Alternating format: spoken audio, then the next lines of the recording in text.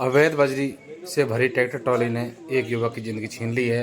सपोटरा क्षेत्र के बूकना अड़ूदा सड़क मार्ग पर पहाड़पुर गांव के बुचीपुरा के पुलिया के समीप शनिवार रात्रि 8 बजे करीब एक तेज गति से आ रहे ट्रैक्टर ट्रॉली ने एक बाइक सवार युवक को कुचल दिया, जिससे एक युवक की मौके पर मौत हो गई। युवक अड़ूदा गांव निवासी चंद्र प्रकाश उर्फ कन्नू पुत्र रमेश शर्मा है, जबकि दूसरा घायल युवक इंद्रजीत सिंह है। पुलिस प्रशासन की उदासीनता के चलते क्षेत्र में अवैध खनन हो रहा है। देखिए कि लोगों ने क्या कुछ कहा था। सपोटरा खंड मुख्यालय पर उन्होंने धरना प्रदर्शन भी किया गया, जहां पर सपोटरा विधायक हंसराज मीणा भी मौके पर पहुंचे थे। देखिए खास बताइए आप, उसके बाद ट्रॉली का आज तक पता नहीं है क्या जनता की सेवा ये सब कैसे जी पाएगी, बताइए आप।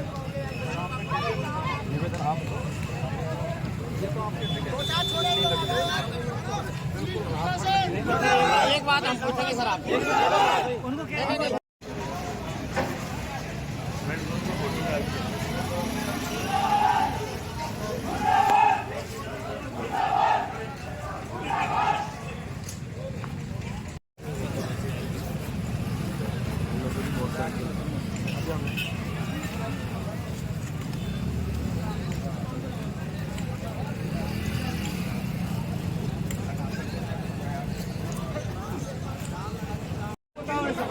बैठने से कोई समाधान तो ये समाधान है इसका, बैठने से कोई समाधान होगा। एक तो वो ट्रैक्टर वाला पकड़ में है, तो उसके लिए हम लग रहे हैं ना। आप लोग हमें यहाँ बैठाए रखोगे तो हम उसके लिए जान नहीं दे पाएंगे। मैं वही तो कह रहा हूँ, यहाँ बैठने से समाधान नहीं हो रहा ना उस चीज का। हमारे दिमाग में तो क्या आपको मालूम नहीं? मोनू को बुलाइए, मोनू खाए, मोनू को बुलाइए, मोनू को। पुलिस का तो मुद्दा सबका ही बुलाने फोन करो। मोनू साहब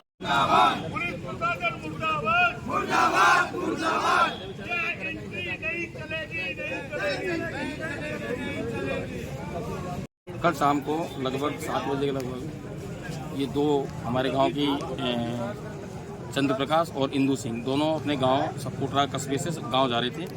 तो रास्ते में जो ट्रॉली चल रही थी बिना उसमें लाइट नहीं थी, बिना लाइट की थी, अंधेरे में चल रही थी। तो ये अपने रास्ते से जा रहे थे, तो उसने रॉन्ग साइड लेकर के इनके ऊपर चढ़ा दी। तो चंद्र प्रकाश शर्मा तो वो निपुट खत्म हो गया और इंदू के कोई हल्की बुरी चोट लगी थी।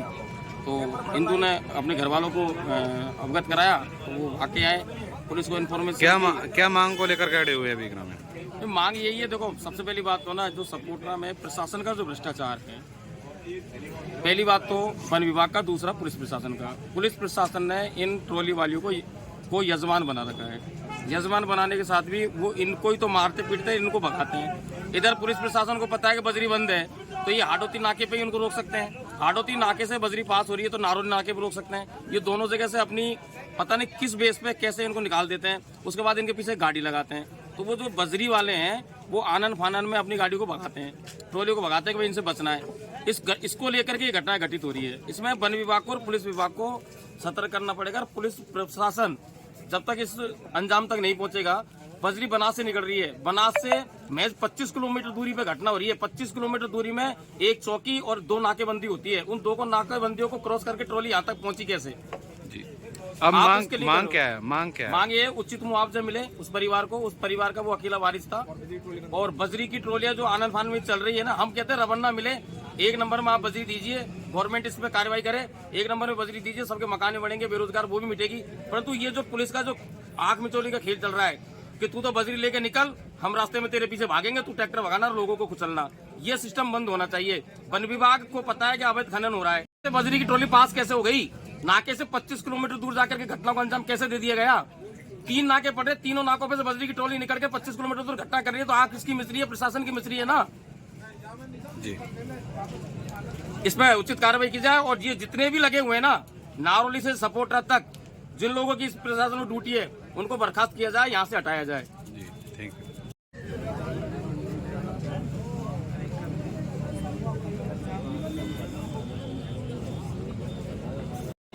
दिक्कत आई है इसकी हम लोग चाहिए, आप लोग जो दिमाग में अपनी बात चाहिए और बैठने से समाधान नहीं है। पंजीबद्ध कराओ, बैठने से समाधान नहीं है। आप ट्रॉली पकड़ो, हम बैठे हैं।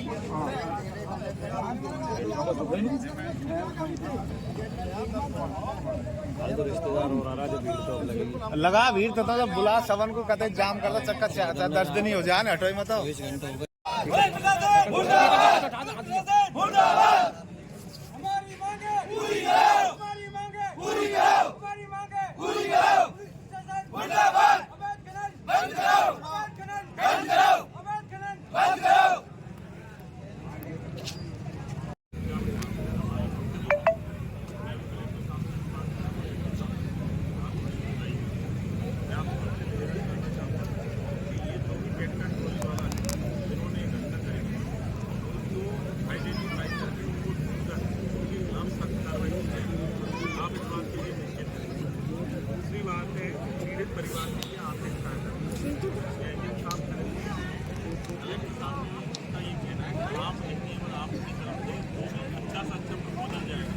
सरकारी सहायता ज़्यादा से ज़्यादा वो हम प्रपोजल बनाकर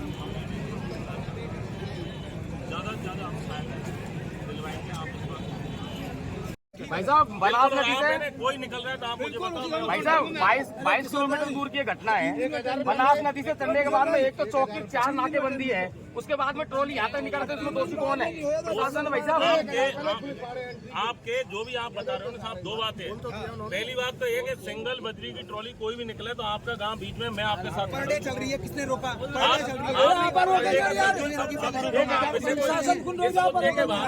मुद्दा लेके आएंगे तो बात अलग हो जाएगी। अपना मेन मुद्दा ये है, मेरा आपसे इतना सा निवेदन है, मेरा आपसे निवेदन ये है कि आप 24 घंटे में दोगे, 24 घंटे में किसको लाएंगे? 3 दिन में टाइम अगर नहीं होगा दोबारा हम प्रशासन यहाँ बैठेंगे। 3 दिन में कोई अरेस्ट नहीं होता है तो मैं आपके साथ खड़ा हूँ। 3 दिन में यहाँ बैठेंगे आकर। लेकिन 24 घंटे में निर्दोष व्यक्ति मत उठाओ, कोई वास्तव में जो है दोषी। ठीक है, थाने को छोड़ो, मेरे तो कहीं कर लियो भाई, ना हमारा भाई मैं काटम खंगापुर गांव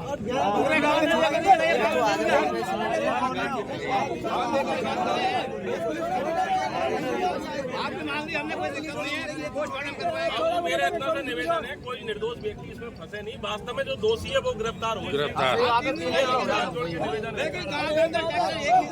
सिंगल स्टेटमेंट जो चलने दो, आप शिकायत करो।